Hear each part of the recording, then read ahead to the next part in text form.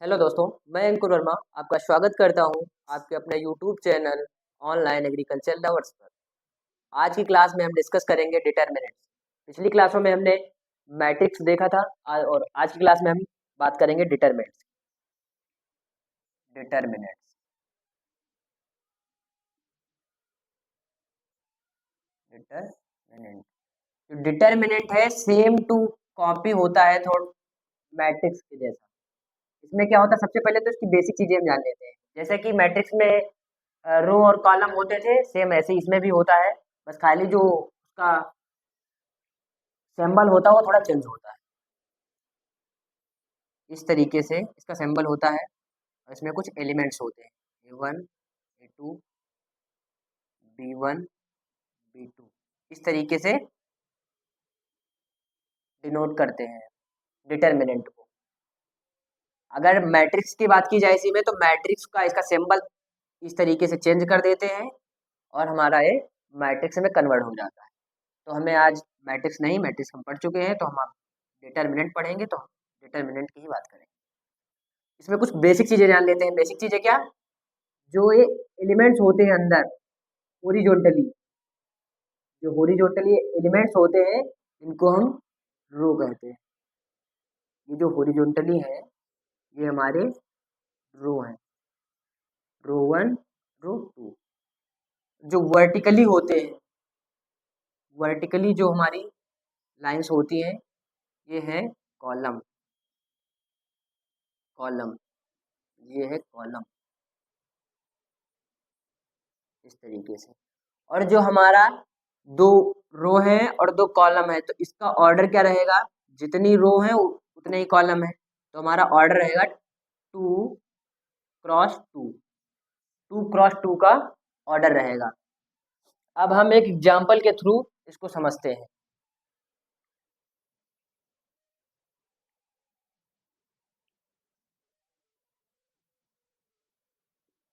जैसे कि एग्जाम्पल देखते हैं,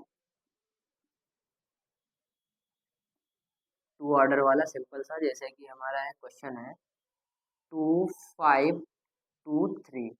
इस तरीके से। तो इसको हम सॉल्व कैसे करेंगे, इसकी हम तिरछी मल्टीप्लाई करवाएंगे। ऊपर वाले नंबर से नीचे वाले नंबर की तरफ दूसरे वाली कॉलम में इसकी मल्टीप्लाई करवाएंगे। किस तरीके से, और इसको इस तरीके से मल्टीप्लाई करवाएंगे। तो इस तरीके से सॉल्व करेंगे। 2 × 3, 2 × 3, और इनके बीच में जो हम सेम वो रहता है चिन्ह, वो हमारा रहता है माइनस का, माइनस का रहता है। इनकी इनकी हम जब ऊपर नीचे गुणा कराएंगे तो क्या होगा, 5 × 2 इक्वल टू क्या हो जाएगा 3, 2 × 6 3 6 माइनस 5 × 2 10। तो टोटल आंसर हमारा आ जाएगा -4। इस तरीके से हम सॉल्व कर लेते हैं। 2 × 2 के ऑर्डर वाले डिटर्मिनेंट को हम कैसे सॉल्व करते हैं, सिंपल सा सॉल्व कर लेते हैं। पहले वाले कॉलम से हम दूसरे वाले कॉलम के नीचे वाले नंबर से मल्टीप्लाई कराते हैं, फिर हम दूसरे वाले कॉलम को पहले वाले कॉलम के नीचे वाले नंबर से तिरछी गुणा करा देते हैं। उसके बाद जो हमारे बीच में हमारा जो चिन्ह रहता है वो माइनस करें। इस तरीके से हम सॉल्व कर लेते हैं। अब एक दो और एग्जांपल देख लेते हैं, जिससे आपको समझ में आ जाए।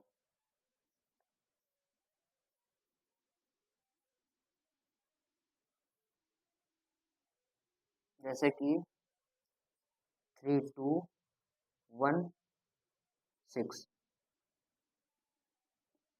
14। इस तरीके से एक क्वेश्चन है। तो हम इसको किस तरीके से सॉल्व करेंगे, सबसे पहले क्या करेंगे, इसको हम फर्स्ट वाले एलिमेंट को दूसरे वाली कॉलम के एलिमेंट से हम मल्टीप्लाई करेंगे। 3 × 4 माइनस दूसरे वाले कॉलम से फर्स्ट वाले कॉलम के दूसरे एलिमेंट से हम मल्टीप्लाई कराएंगे। 2 × 1 3 × 4 -2 इंटू 1 2, टोटल आंसर हमारा 10 आ गया। इस तरीके से हम सॉल्व कर लेते हैं। सिंपल सा क्वेश्चन है, बहुत हार्ड डिटरमिनेंट नहीं होता है। सिंपल सिंपल से क्वेश्चन हम बिल्कुल बेसिक से बता रहे हैं। अब हम बात करेंगे 3 ऑर्डर की। हम बात करेंगे 3 ऑर्डर की। ये तो 2 ऑर्डर का था सिंपल सा, 3 ऑर्डर की बात कर लेते हैं। आशा करता हूँ आप लोगों को समझ में आ गया होगा। 3 ऑर्डर की बात कर लेता हूँ। इसमें क्या होता है 3 ऑर्डर में, जैसे कि इस तरीके से A1 A2 A3 B1 B2 B3 C1 C2 C3, इस तरीके से आपको कोई क्वेश्चन दिया है तो इसमें हम कैसे सॉल्व करते हैं। इसको सॉल्व करने के लिए क्या करना पड़ता है, जो इसके सबसे ऊपर वाली रो होती है उसमें हमें कुछ जो चिन्ह होते हैं उनमें चेंजेस आते हैं। जैसे कि पहले वाले में प्लस रहता है, दूसरे में माइनस और तीसरे में भी प्लस रहता है। इस तरीके से रहता है। अगर हम सॉल्व करें तो इस तरीके से कुछ सॉल्व करेंगे। सबसे पहले तो हम ए का निकालेंगे। तो ए का निकालने के लिए क्या होगा, ए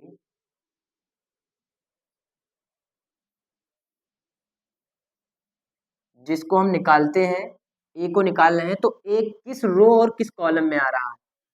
ए ऊपर वाली रो में आ रहा है और इस वाली कॉलम में आ रहा है। जिसमें वो आएगा उसको छोड़कर बाकी सब ले लिए जाते हैं। तो हमारे पास क्या बचा, B2 B3 C2 C3। तो इसमें क्या लिख लेंगे, B2 B3 C2 C3, इस तरीके से। फिर हम निकालेंगे, इसको हम रब कर देते हैं ताकि आपको समझने में दिक्कत न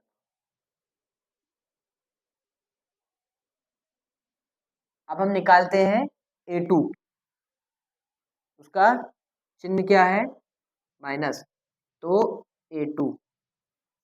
अब हम A2 की बात करें, A2 किस रो किस कॉलम में आ रहा है, तो पहली रो में आ रहा है और दूसरे कॉलम में आ रहा है। तो हमारे पास बचा क्या, B1 B3 C1 C3। तो इसमें हम क्या लिखेंगे, B1 B3 B1 B3 C1 C3, इस तरीके से। उसके बाद हमारा क्या बचा है, अब A3 की बात करेंगे।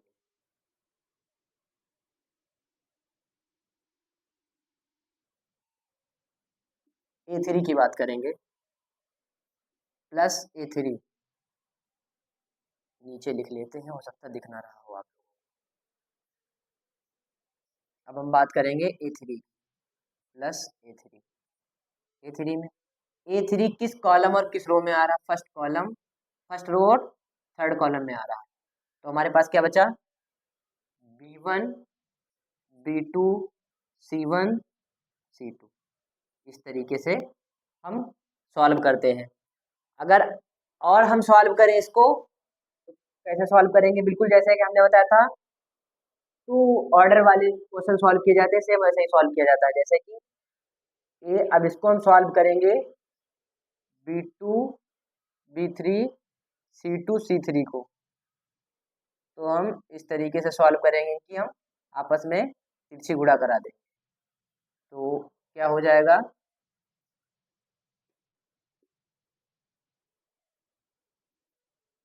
B2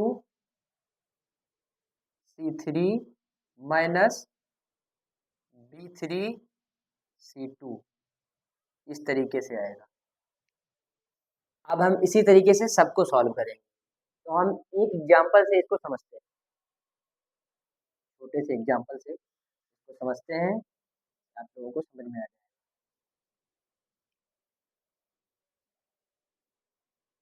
एग्जांपल जैसे है, छोटा सा डिटरमिनेंट 3 2 1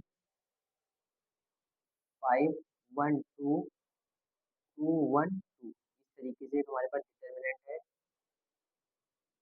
ऑर्डर। तो मैंने जैसे बताया था वैसे ही बिल्कुल सेम ऐसे करना है। इसका डिटरमिनेंट निकालने के लिए सबसे ऊपर वाले जो नंबर होते हैं, पहली रो के नंबर, उनके जो चिन्ह होते हैं वो पहले प्लस फिर माइनस और प्लस, इस तरीके से होते हैं। तो सबसे पहले हम क्या करेंगे, तीसरे नंबर पहले वाले नंबर का डिटरमिनेंट निकालेंगे 3। अब हम क्या करेंगे, 3 हमने ले लिया, 3 किस में आ रहा है, फर्स्ट रो में आ रहा है और फर्स्ट कॉलम में आ रहा है। तो पहली रो अगर हम देखें तो पहली रो और पहले कॉलम बंद करें तो हमारे पास क्या बच रहा है, 1 2 1 2। क्या बच रहा है, ये हमारा इतना बच रहा है, पहली रो और पहला कॉलम अगर बंद करें जिसमें हमने 3 लिया है उसको अगर बंद करें, छिपाएं, तो हमारे पास क्या बच रहा है, 1 2 1 2। तो इधर हम लिख लेंगे 1 2 1 2 इस तरीके से। अब उसके बाद क्या है 2, तो -2। अब हम 2 को देखें, 2 किस रो और किस कॉलम में आ रहा है, तो 2 फर्स्ट रो और सेकंड कॉलम में आ रहा है। इसको अगर हम छिपाएं तो हमारे पास बच रहा है 5 2 2 2, बच रहा है 5 2 2 2 इस तरीके से। अब तीसरे की बात करें तो हमारे पास 1 है, प्लस का 1 है। 1 को 1 किस कॉलम किस रो में आ रहा है, फर्स्ट रो और थर्ड कॉलम में आ रहा है। तो इसको अगर हम छिपाएं तो हमारे पास बच रहा है 5 1 2 1, 5 1 2 1 इस तरीके से। अब आराम से आप सॉल्व कर सकते हैं क्योंकि हमने बताया था 2 ऑर्डर वाले, सेम वैसे करना है। 3 बाहर ही रहेगा, अब आपको सॉल्व करना है। तो हम तिरछी मल्टीप्लाई कराओ, 1 into 2 2, -1 into 2 2, -2, 5 into 2 10, -2 into 2 4, +1 5 into 1 5, -2 into 1 2 इस तरीके से। और आगे सॉल्व करें तो 3 3 रहेगा, 2 इंटू 2 से 2 माइनस 0, -2 10 -6 4 6 +1 6 5 -2 3। अब आगे अगर देखें तो हमारा हो जाएगा 3 इंटू 0 0 प्लस माइनस माइनस यहाँ प्लस नहीं माइनस ही है क्योंकि ये माइनस का हमारे पास बचा हुआ है। तो -2 इंटू 6 -12 +1 इंटू 3 3। तो हमारे पास टोटल आंसर आएगा हमारा माइनस का 12 प्लस का 3। तो 12 में से 3 माइनस होगा तो हमारे पास माइनस का 9 बचेगा। ये हमारा आंसर आ गया। इस तरीके से हम सॉल्व कर लेते हैं, बहुत बिल्कुल सिंपल से सवाल हैं। आप लोग थोड़ा सा दिमाग लगाओगे तो आराम से लग जाएंगे। एक और हम एग्जाम्पल की बात कर लेते हैं, उसके बाद हम क्लास को ख़त्म करते हैं।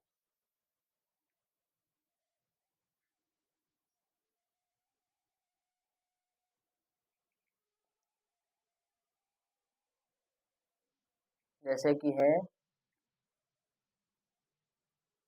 2 5, एक हमारे पास डिटर्मिनेंट है